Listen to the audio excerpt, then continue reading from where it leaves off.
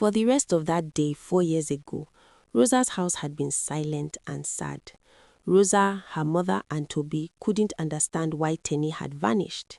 They searched for her, but it was as if she had dissolved into thin air. They didn't know that Tenny had taken a night bus to Enugu, and from there, through the help of the doctor she met at the clinic, she had found a way to travel to country X to start a new life. 4 years later, the Lagos airport was as rowdy as ever. Tenny stepped onto the tarmac, feeling the familiar heat on her skin. She wasn't the shivering, broken girl who had left. She was now a woman of substance. Her hair was perfectly styled, and her skin glowed like expensive honey. Her 2 sons, Taiwo and Kehinde, walked beside her. Even though they were only toddlers, they walked with a natural levels that made people move out of their way. They had deep, intelligent eyes and a jawline that looked like it was carved from granite. "Mommy, people are looking at us," Kehinde whispered, holding Tenny's hand tight. Tenny smiled. She was used to it. Everywhere they went, people stared at the boys. They were too handsome to be ignored. "It's because you are princes, my dear. Just keep walking." Tenny took a taxi straight to the old neighborhood in Yaba. As the car pulled up to the familiar Face Me, I Face You building, Tenny felt a lump in her throat.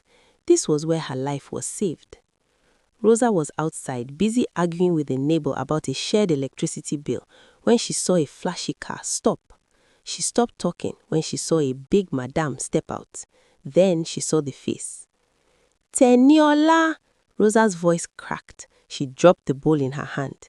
Tenny laughed and opened her arms. "Rosa, it's me." Rosa ran and hugged her so hard they almost fell.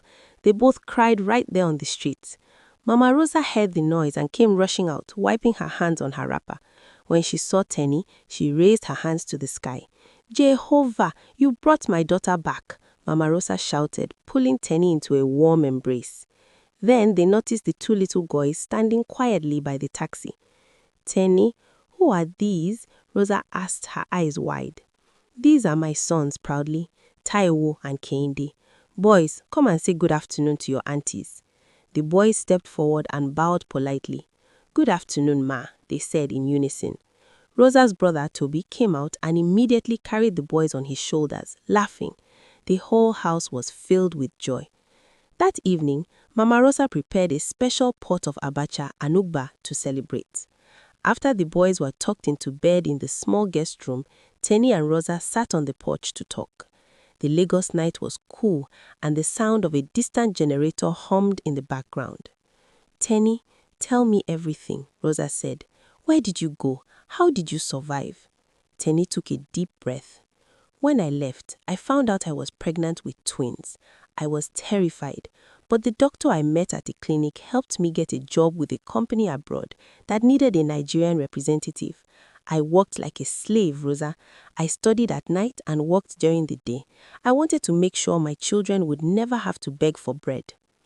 "And their father?" Rosa asked quietly. "Does Segun know?" Tenny's eyes turned cold. "Segun is not their father. You know what happened that night in the hotel. I don't know who the man was and I don't care. These boys are mine and mine alone." "They look like royalty, Tenny," Rosa whispered. "If that man ever sees them, he will know they belong to him. They have a very strong look." Tenny looked at the moon. "Lagos is a big city. The chances of meeting a stranger from 4 years ago are slim. I came back to reclaim my father's legacy, not to find a ghost." But as Tenny spoke, she didn't know that the mysterious lover from that night wasn't just a stranger. He was one of the most powerful men in Nigeria, and he had been looking for the woman who stole her heart and his peace that night in the hotel. The next morning, the sun rose over Yaba with a golden glow. Tenny woke up early, feeling the familiar energy of Lagos. She looked at her 2 boys, Taiwo and Kehinde, sleeping peacefully on the bed. They looked so innocent, but she knew she had to be a lioness to protect them. She dressed in a sharp, cream-colored power suit. She looked like a woman who owned a bank. "Rosa, I'm going out," Tenny said as she walked into the small kitchen.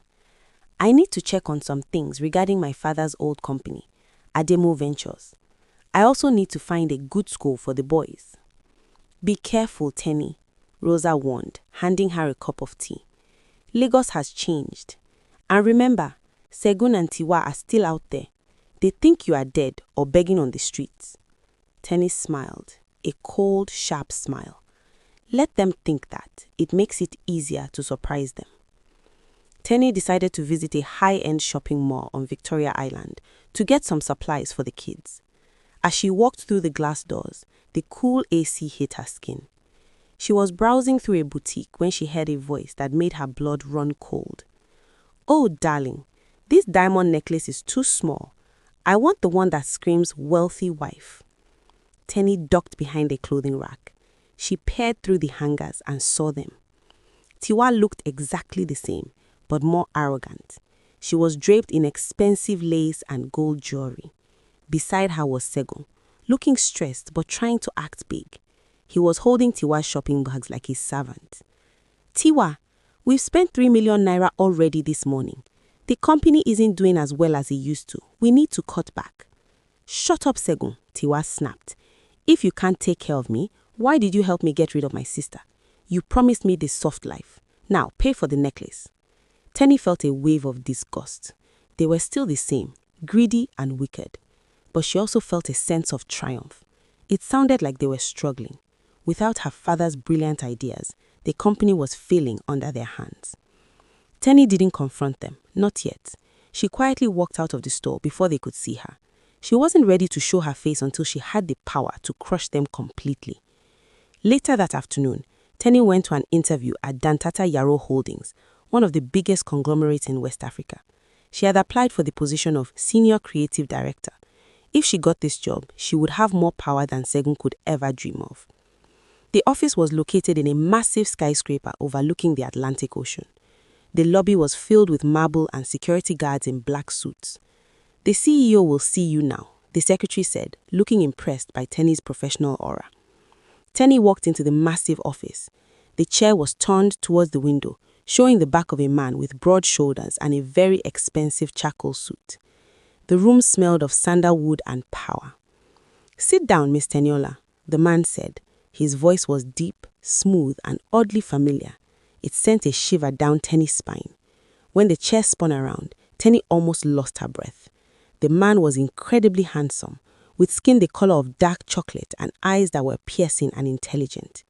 But that wasn't why Tenny was shocked.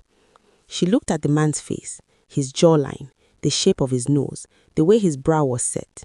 Then she thought of her sons, Taiwo and Kehinde. "He looks just like them," she thought, her heart hammering in her chest. "He looks exactly like my boys." The man, Zain Dantata, stared at Tenny. He felt a strange jolt in his heart. He had been with many women, but he had never forgotten that one night 4 years ago in a hotel room. A night that was supposed to be a setup, but ended with a woman who disappeared before he could ask her name. "Have we met before?" Zain asked as his eyes narrowed as he studied Tenny's face.